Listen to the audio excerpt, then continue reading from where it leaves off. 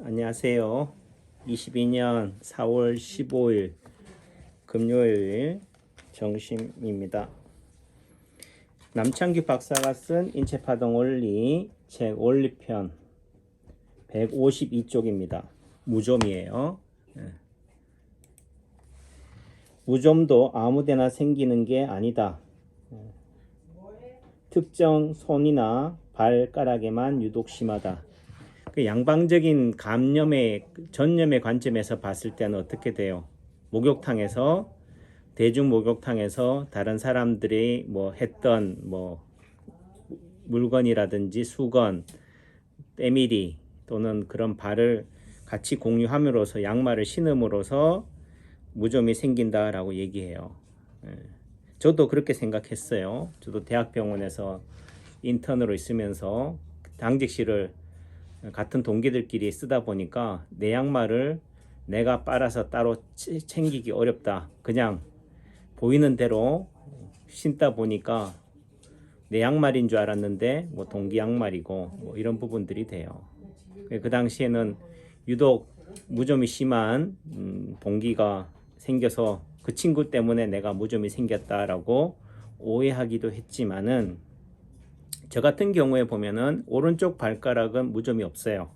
하지만 왼쪽 발가락, 특히 새끼 발가락 쪽으로 무좀이 심해요.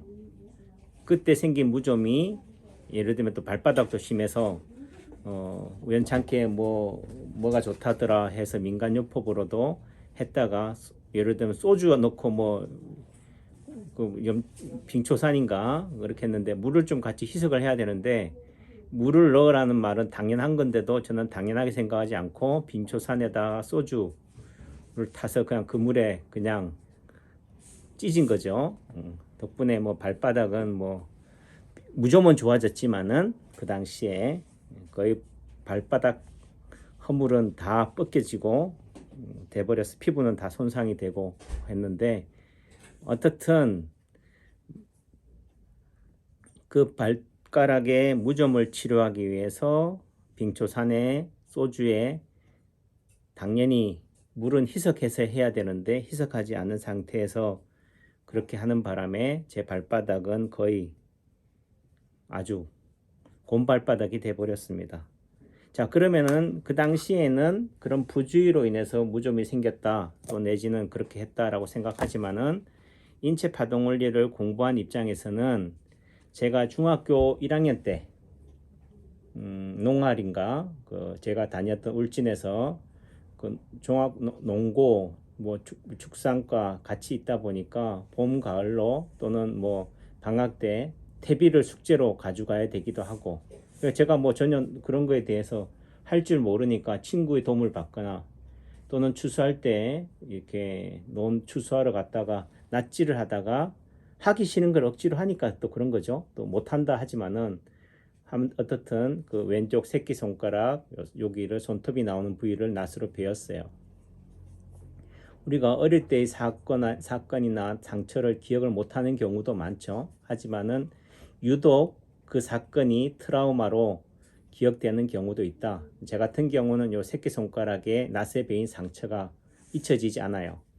또 제가 7살 때 부산에 고모님 댁에 갔다가 친척 누나랑 고구마 꼬먹다가 연탄불 그 뚜껑에 왼쪽 손목 주름이 있는 부위 이를 대었어요. 꼬리뼈에 해당이 되겠죠. 요 부위를 다쳤다. 그러니까 새끼손가락의 요 부위라는 의미 속에서는 발등도 되지만은 또 발목과 연관된 부분 또는 허리와 연관된 부분 또는 끝이니까 허리 5번 청골에 해당되는 천추에 해당되는 부위가 안 좋다는 거죠. 그래서 왼쪽 발가락 중에서도 유독 새끼 발가락 4, 5지 사이에 무좀이 저 같은 경우는 생겼고 시간이 지나면서 어떻게 돼요? 또 한동안 뭐 빙초산에 그 소주에다가 해서 하기도 있지만은 결국은 물을 희석하지 않는 바람에 그 독한 그걸로 인해서 제 발바닥의 피부가 다 그냥 손상돼 버리는 그 발바닥의 의미가 또 어디예요? 허리 꼬리뼈죠. 천추에 해당이 되죠. 그러니까 결국은 제가 발가락 무좀이 허리 왼쪽 새끼 발가락이 유별나게 심하면서 또 그걸 치료하기 위해서 빙초산에 소주를 탄 물에 발을 담궜다는 의미가 발바닥이 다 그냥 면한도 없이 돼버렸다는 의미 속에서는 허리 5번 꼬리뼈가 제가 안 좋기 때문에 그 자리를 다칠 수밖에 없다 라는 거죠. 7살 때 연탄 뚜껑에 제 손목 그 양지혈 내지는 손목 주름이 접히는 요 부위에 그렇게 화상을 입었다는 의미 속에서도 결국은 어릴 때의 아픔이 원인이 되어서 수련이 생활 때 거의 뭐 그 당시에는 양말을 그러니까 슬리퍼도 신을 수도 없고 그냥 구두 차림으로 그냥 땀에 여름 내내 거의 잠자는 시간 빼고는 거의 신발에 신고 있는 그런 상황이 되다 보니까 결국은 무좀이 생길 수밖에 없는 환경 속에서 또 된 거고, 저는 그 당시에 파동 원리를 몰랐으니까 단순히 친구의 양말을 신어서 또는 친구와 같이 합숙함으로 인해서 생겼다라고 하지만은 결국은 그렇다고 한다면 대중 목욕탕에서 옮긴다라고 한다면 열 발가락이 다 무좀이 생겨야 되는데도 불구하고 유독 왼쪽 발가락 또는 특정 발가락 5지 새끼 발가락에만 무좀이 생겨 있고 시간이 가면서 결국은 어떻게 돼요? 뭐 4지, 3지 또는 내지는 2지 또 내지는 시간이 또 가면은 또 오른쪽 발에도 생길 수 있겠죠. 그래서 그런 부분들이 된다. 왜 특정 손가락, 특정 발가락에만 유독 심하냐? 단순히 누가 옮겨서 감염이 되거나 전염이 됐다는 게 아니라는 거죠. 제가 누차 2년 넘는 코로나 시대에 코로나는 누가 남이 옮기는 것도 있겠지만은 방역 당국이나 감염병 전문의들은 외부에서 침입한다라고 하지만은 제가 최근에 올린 동영상에도 수두의 재감염이 뭐라고요? 대상포진이다.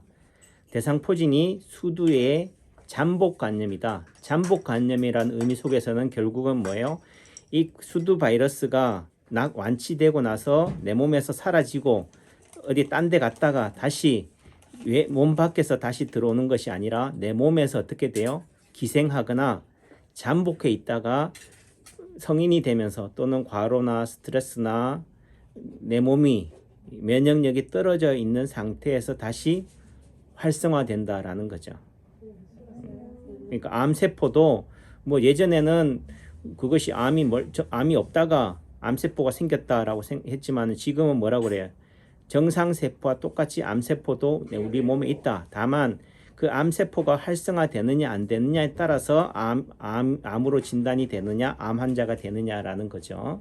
결국 청정구역이나 예를 들어 바이러스 없는 세상 말 그대로 청정한 그런 몸은 없다. 결국 우리 몸이라는 것은 유산균, 우리 몸에 유익한 균과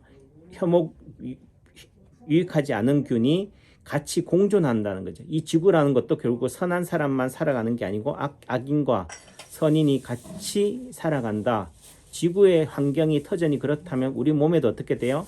우리 몸에 유익한 균만 있는 것이 아니라 우리 몸에 해로운 균도 같이 있다. 그럼 결국 이게 유익한 균과 해로운 균이 적당한 균형 상태, 긴장 상태를 유지하고 있다가 어떻게 돼요? 우리 몸의 면역력이 강할 때는 유익한 균이 활성화되는 거고, 또 내지 우리 몸의 면역력이 떨어져 있다든지 이런 상황이 됐을 때는 우리 몸에 해로운 균이 득세를 하는 거죠. 그럼 유익한 균과 무익한 균, 해로운 균도 있죠. 그 사이에 또 뭐가 있어요? 거의 뭐 관망하고 있는 이런 게 되잖아요. 그러니까 우리가 뭐 최근에 드라마에도 보니까 그 블랙독이라는 그 드라마를 보니까 세상에는 2대 6대 2라는 법칙이 있다. 10명 중에 2명은 무조건 나 좋아하고 반대로 2명은 무조건 싫어하고 나머지 6명은 관심조차도 없고, 이런 2대 6대 2의 법칙이라는 것처럼 결국은 우리 몸에도 자연이 그렇다면, 세상이 그렇다면 우리 몸에도 유익한 균이 20% 있다면은 해로운 균도 20% 있는 거고, 또 내지는 그거에 대해서 전혀 관심 없는 균이 60%가 있다. 결국은 땅 따먹기다. 내가 면역력이 강하고 내가 강할 때는 상대도 눈치를 보고 빌붙지만은 내가 약자가 되었을 때는 결국은 관망하거나 관심이 없는 또는 해로운 균들이 득세를 하게 되면은 내 땅을 따먹게 된다, 이런 관점이다라는 거죠. 그러니까 결국은 제가 말씀드리고 싶은 것은 코로나 바이러스, 이런 무좀균, 이런 데도 문제가 있겠지만은 결국은 내가 가지고 있는 체질, 개체 특이성, 면역력이 중요한 거다,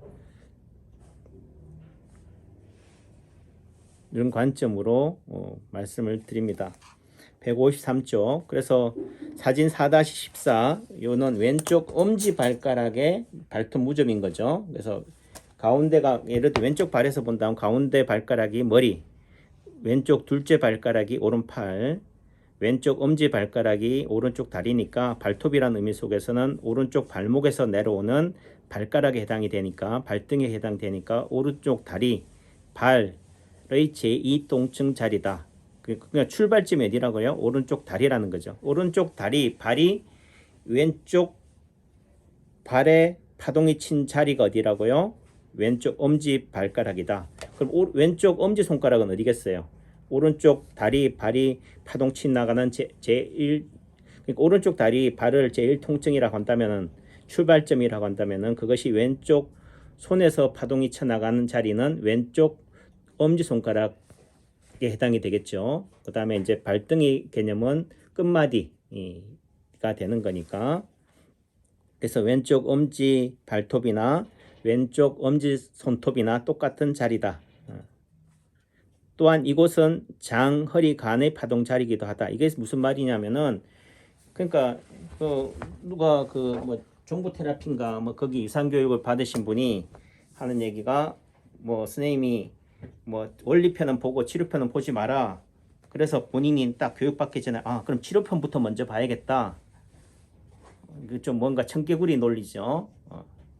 그러니까 그 치료편을 딱 보고 나니까 바로 그냥 교육을 받기 전에 아마 다 알겠다. 자리에 대해서, 원리에 대해서 다 알았다, 이런 얘기가 되는데, 그러면 우리가 볼 때는 치료편에 뭔가 비전이 있다, 이렇게도 볼 수도 있는 거지만은, 그렇다고 세상 모든 사람들이 치료편을 본다고 다 아는 것도 아니지만은, 제 말을 설명을 드릴게요. 그러니까 이 왼쪽 엄지 발톱에 있어서의 이 개념은 가운데가 머리, 오른팔, 오른쪽 다리니까 오른쪽 다리에 해당이 되죠. 그럼 오른쪽 다리가 어디에까지 와요? 예를 들면은 뭐 아식스라고 쓰여 있는 요 부위까지라고 보거나, 또는 종내가라고 본다면은 여기가 오른쪽 외측 관절이죠. 그러니까 요 허리에 해당이 되니까, 예를 들면은 둘째 마디, 예를 들면 중간 마디에 해당이 되는 요 발바닥은 어디가 되겠어요? 무릎에 해당이 되면서 어디에 해당이 됩니까? 간에 해당이 돼요. 그 다음에 쭉 내려오면 아식스 쪽에 해당이 되는 게 어디예요? 얘들은 간 밑이니까 상행결장에 해당이 되는 거죠.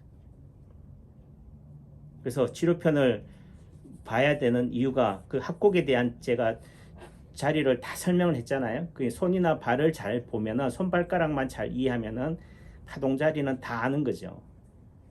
굳이 뭐 모른다 하니까 제가 이렇게 매주알 다 설명하는 거지만은, 근데 이렇게 매주알 다 설명해서 아는 지식이랑, 정말 본인이 이렇게 침을 놓다가 우연찮게 예를 들면은 뭐 오른쪽 다리를 치료하기 위해서 왼쪽 엄지 발가락을 침을 놓다 보니까 발바닥에도 침을 놓다 보니까 여기는 무릎도 되지만 오금도 되지만은 간이네, 상행결장이네, 위장이네를 이해하고 하게 되면은 확실하게 더 뭐예요? 자리에 대한, 원리에 대한 개념을 더 이해하게 된다는 거죠. 그래서 길이 막힌다고, 길을 모른다고 포기하지 말고 끝까지 가다 보면은 자연스레 시간이 해결해 준다는 거죠. 그래서 오른쪽 다리의 제2통증 자리인 왼쪽 엄지 발가락은 어떻게 돼요?